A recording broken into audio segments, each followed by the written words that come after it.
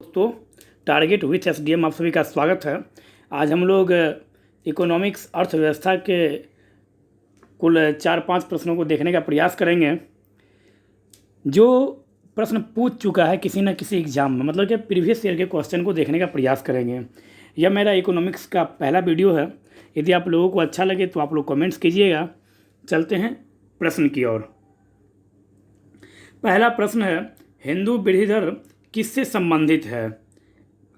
Option number first मुद्रा, option number second GDP, option number third जनसंख्या, option number fourth GNP. पूछ क्या रहा, हिंदू वृद्धि दर किससे संबंधित है? तो इसका राइट आंसर होगा option number B GDP. Hindu वृद्धि दर किससे संबंधित है? तो हिंदू वृद्धि दर जीडीपी से संबंधित है। तो इसके बारे में थोड़ा सा आप लोग सुन लीजिए। प्रोफेसर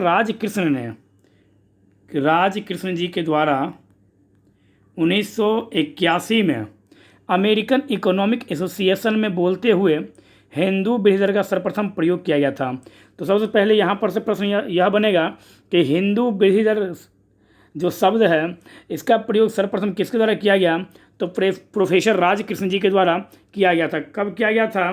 तो 1981 में किया गया। आप यहाँ से यह भी बोल सकते, कहाँ? तो अमेरिकन इकोनॉमिक एसोसिएशन में।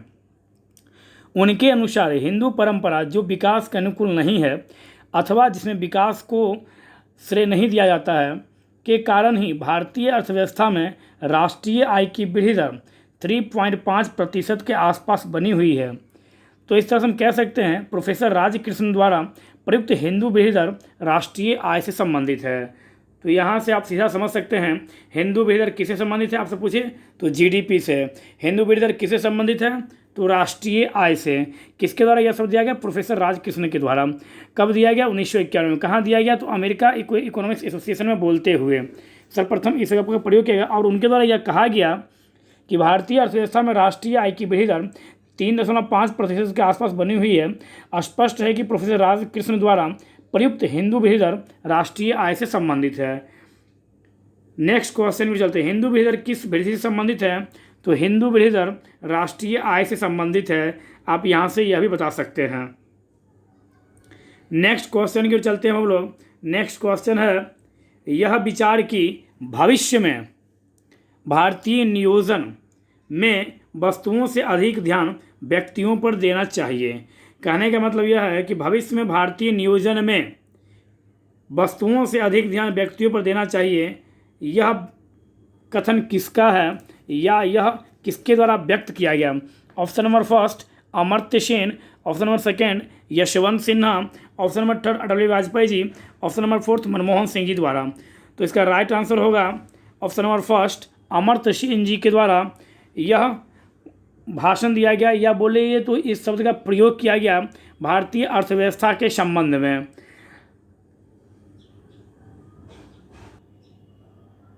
अमर्त्य सेन के बारे में आप लोग जानते ही होंगे, ये बहुत बड़े अर्थशास्त्री हैं।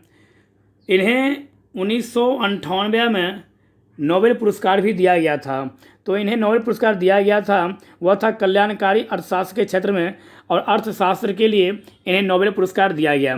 नोबेल पुरस्कार के संबंध में आप लोग को पता ही है नोबेल पुरस्कार की शुरुआत कब हुई। तो नोबेल पुरस्कार की शुरुआत 1901 ईस्वी में हुआ और इकोनॉमिक्स में नोबेल पुरस्कार की घोषणा कब की गई? तो 1968 में किया गया।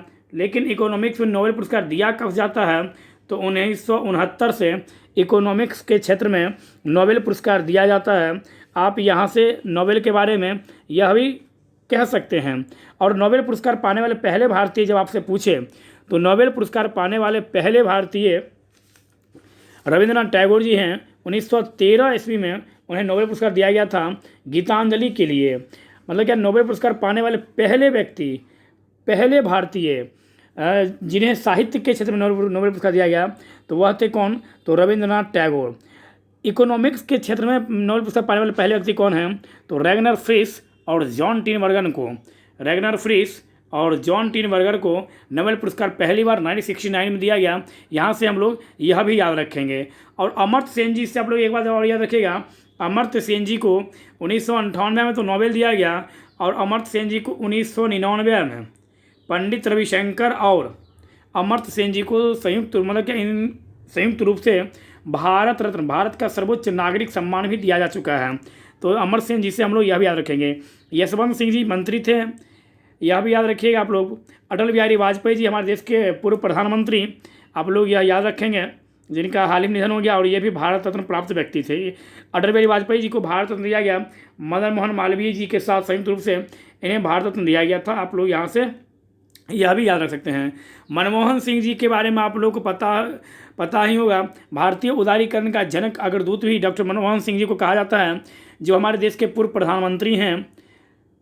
और अटल बिहारी वाजपेयी जी को स्वर्ण चतुर्भुज योजना के लिए अटल बिहारी वाजपेयी जी को जाना जाता है, प्रमुख रूप से याद किया जाता है। यह भी हम लोग याद रखेंगे। चलते हैं नेक्स्ट प्रश्न की ओर। नेक्स्ट प्रश्न है, भारतीय अर्थव्यवस्था के उदारीकरण के अग्रदूत या पायनियर किसे कहा जाता है? तो डायरेक्ट बोलेंगे हम लोग डॉक्टर मनमोहन सिंह जी को भारतीय अर्थशास्त्र का या भारतीय अर्थव्यवस्था का उदारीकरण का अग्रदूत कहा जाता है। भारतीय अर्थव्यवस्था में उदारीकरण वर्ष 1991 को माना जाता है। किस वर्ष को माना जाता है? तो वर्ष 1991 को माना जाता है। उस समय डॉक्टर मनमोहन सिंह जी भारत के वित्त मंत्री थे। 1991 में डॉक्टर मनमोहन सिंह जी भारत के वित्त मंत्री थे, ये उसमें प्रधानमंत्री नहीं थे।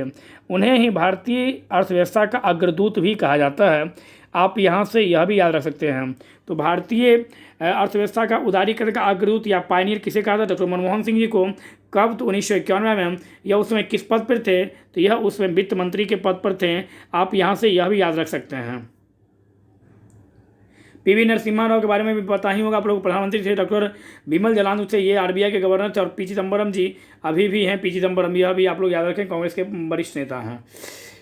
नेक्स्ट क्वेश्चन की ओर देखिए, किसी देश की आर्थिक वृद्धि की सर्वाधिक उपयुक्त माप है? किसी देश की आर्थिक वृद्धि की सर्वाधिक उपयुक्त माप कौन सा है?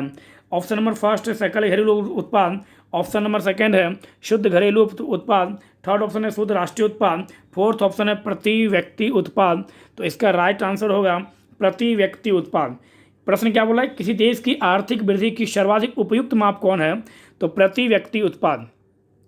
किसी देश की आर्थिक समृद्धि की सर्वाधिक उपयुक्त माप जो है वह प्रति व्यक्ति उत्पाद या प्रति व्यक्ति वास्तविक राष्ट्रीय आय होती है, क्योंकि यह राष्ट्रीय आय की प्रति व्यक्ति उपलब्धता को दर्शाता, मतलब कि यह जो राष्ट्रीय आय है यही प्रति व्यक्ति उपलब्धता को दर्शाती है। तो यह भी हम लोग याद रखेंगे, प्रति व्यक्ति उत्पाद। Option number D right answer. Next question देखते हैं, किसी देश में जीवन स्तर प्रतिबिंबित होता है, मतलब क्या किसी देश में जीवन स्तर जो है वह किस पर प्रतिबिंबित होता है? तो ऑप्शन नंबर फर्स्ट है गरीबी के अनुपात से, ऑप्शन सेकंड है प्रति व्यक्ति आय से, ऑप्शन थर्ड है राष्ट्रीय आय और ऑप्शन फोर्थ है बेरोजगारी की दर से। तो right answer option number B4 प्रति व्यक्ति आय से। किसी देश में जीवन स्तर का जो प्रतिबिंबित होता है, मतलब क्या जीवन स्तर का जो निर्धारण किया जाता है या देख रेख जो भी हो, तो यह हम बोल सकते हैं किस पर आधारित होता है? तो यह प्रति व्यक्ति आय पर आधारित होता है। तो इस तरह से हम इस क्वेश्चन के संबंध में समझ सकते हैं इसका आंसर क्या होगा। ऑप्शन नंबर बी इसका राइट आंसर होगा। तो आज हम आप लोगों के सामने एक छोटा सा सीरीज अर्थव्यवस्था कर लेकर आए, जिसमें मात्र 6 प्रश्नों को किया गया है। आप लोगों को यदि यह अच्छा लगा तो आप लोग कमेंट्स कीजिएगा और आप लोग अपने दोस्तों के बीच शेयर कीजिएगा। यदि अच्छा नहीं लगेगा वीडियो तो आप अपने मित्रों के बीच शेयर नहीं कीजिएगा, लेकिन आप बता दीजिएगा कि आपको अच्छा क्यों नहीं लगा।